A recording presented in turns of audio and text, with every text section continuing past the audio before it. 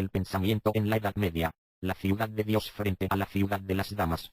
Cambio de paradigmas del pensamiento durante la Edad Media. La adultez de las sociedades humanas comenzó en el otoño de la Edad Media, cuando los moldes de pensamiento que se tenían comenzaron a cederle campo a la existencia de otros centrados en lo humano, en las cuestiones profanas no teológicas. Al comenzar la Edad Media había transcurrido solo un siglo del enfrentamiento final entre el paganismo y el cristianismo. Con la promulgación en el 313 del Edicto de Milán, la Iglesia dejaba de ser perseguida, se aprestaba a salir de la clandestinidad y pretendía cristianizar al mundo. El comienzo del medioevo estuvo determinado por diversos factores: el creciente militarismo romano, el colapso de la agricultura, con el consiguiente deterioro de la economía, la degeneración de las costumbres, así como las invasiones germánicas, con las que la cultura se degradó debido a la toma del poder de parte de pueblos culturalmente atrasados. Por ende, las instituciones imperiales desaparecieron paulatinamente, se dejó de acuñar la moneda, ya no se respetaba la legislación romana, las ciudades se despoblaron y el imperio se desmoronó. En medio de tanta confusión y caos, la gente sentía que estaba llegando el fin del mundo anunciado en el Apocalipsis de San Juan. Debido a la falta de autoridades que garantizaran un mínimo de convivencia y como la figura del emperador de Occidente había desaparecido, el obispo de Roma se vio en la necesidad de sentarse en la silla vacante e intentar restablecer el orden en una Europa que se hundía en la barbarie y la ignorancia. Así las cosas, la Iglesia se establecía como el último refugio del mundo antiguo y de su legado. San Benito fue el fundador de un sistema monacal, la regula, con el cual se normó el funcionamiento de comunidades de monjes en las cuales pudo preservarse la cultura antigua. Cicerón, Platón y Tácito dormirían siglo tras siglo junto a Isaías, Pablo y Ezequiel, en las vitrinas del Scriptorium. Debido al retroceso cultural y a la influencia de la Iglesia en la sociedad, el pensamiento cristiano se convirtió en el eje sobre el que giraba la vida entera del medioevo. Todo se movía, juzgaba y existía en torno a la vida de Cristo, a sus milagros, su muerte, su resurrección, las vidas de santos, etc.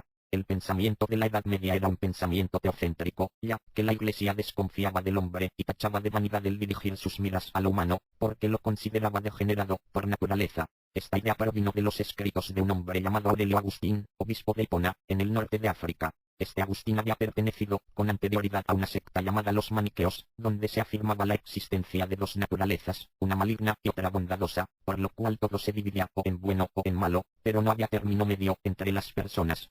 Cuando, pues, San Agustín se convierte al catolicismo, se enfrenta con otro de los adversarios ideológicos de la Iglesia, el monje bretón Pelagio, quien propuso la tesis de que el hombre era bueno por naturaleza y por ende no requería de la gracia de Dios para alcanzar la salvación. La Iglesia condenó tal opinión de herejía y Pelagio fue combatido y calumniado por toda la cristiandad. Entonces San Agustín escribió un libro llamado De la gracia de Cristo acerca del pecado original, en el cual refuta los argumentos de Pelagio y, enredándose más y más en la discusión, declara al hombre malo por naturaleza, establece un término: pecado original. Todos los hombres pecaron en Adán y están condenados a las penas del infierno debido a la predestinación, doctrina agustiniana, que influirá en millones de vidas humanas, pero sobre todo en el pensamiento de Lutero y de Calvino, y solo mediante el sacrificio de Cristo actualizado en el bautismo puede el hombre ser librado de la condena a muerte. Este planteamiento influye en el pensamiento de la sociedad desde su tiempo hasta la actualidad.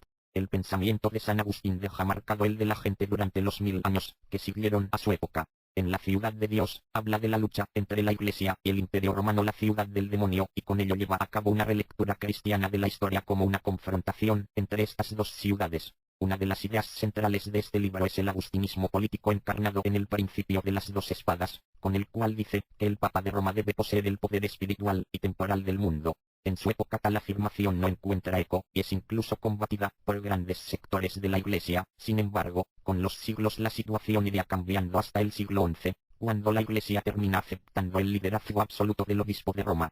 Con ello, el régimen medieval, feudal y eclesiástico fundamenta su autoridad y su constitución en la voluntad misma de Dios. Las temáticas de los libros giran, pues, en torno a la divinidad, la teología, el comentario de la Sagrada Escritura y los escritos apologéticos, así como las leyendas de las vidas de los santos, se convierten en los libros más populares. Claro está, entre los que sabían leer, que eran la minoría en un continente analfabeta y empobrecido. Otro de los libros que marcó el pensamiento de la época fue Confesiones del mismo San Agustín de Hipona, en las cuales el autor realiza una autobiografía donde muestra las vicisitudes de su vida, su búsqueda de la verdad y cómo solo encuentra la tranquilidad al entregarse a Dios. La existencia de la gente de la Edad Media también queda impactada por tal testimonio de fe, de inquietud y de entrega a Dios, y este queda establecido como modelo de la vida cristiana, que muchos desean seguir convirtiéndose en monjes y abandonando las preocupaciones del mundo.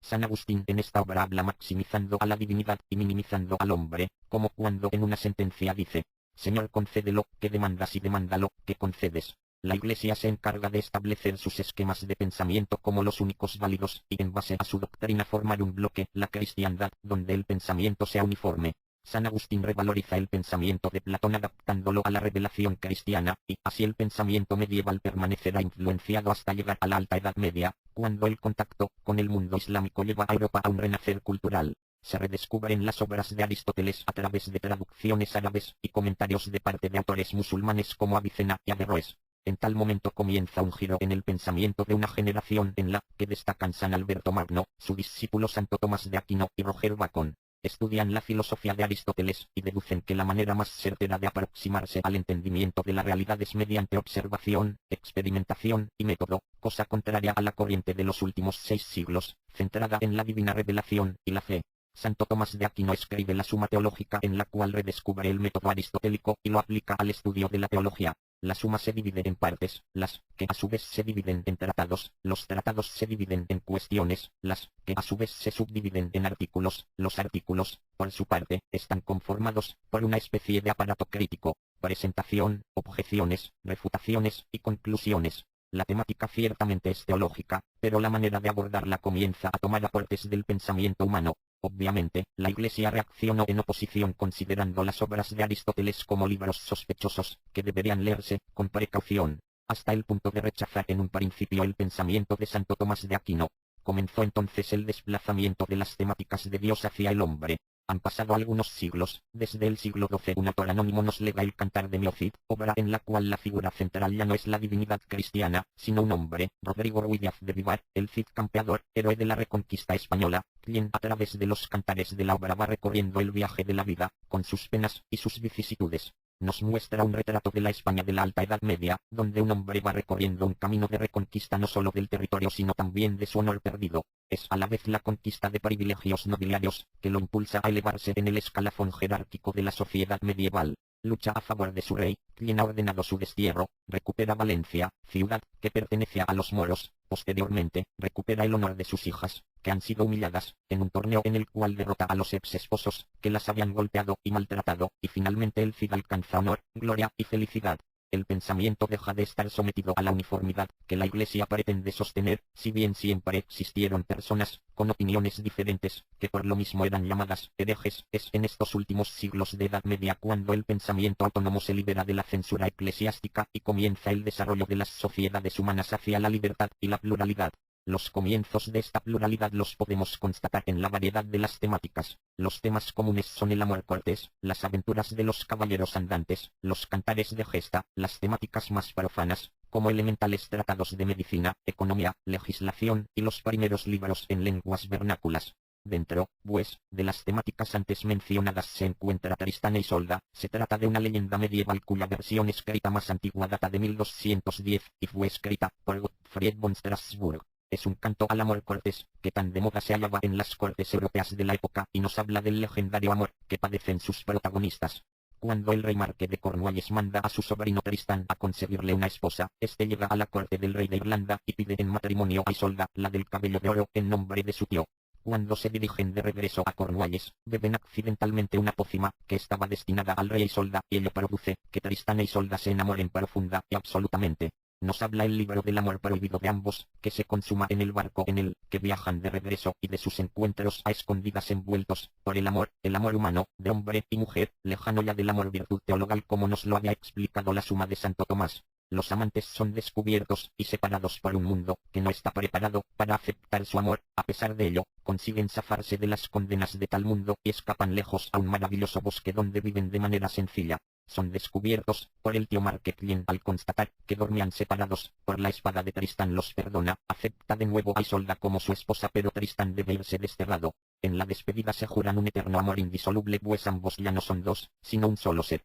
Esta nueva manera de ver el amor a la mujer produce la aparición de aquellos trovadores que cantaban al amor de los esposos. Son los siglos XIII a XIV. Es la época en la que vivió Giovanni Bernardone, quien en su juventud fue un joven temerario que cantó a los dulces amores de las bellas damas, príncipe de las fiestas, y el primero en componer canciones al amor, hasta que fue vencido por el amor a Dios, el amor devoto, que los hindúes llaman la Bhakti Yoga, convirtiéndose en cantor del amor divino. San Francisco de Asís. El amor no falla nunca, dice la Sagrada Escritura, su gran poder reside en, que da la capacidad a quien lo experimenta de luchar y vencer cualquier obstáculo. Es aquello que mueve el sol y las demás estrellas, como nos dice Dante Alighieri en la Divina Comedia, 1308 hasta 1321.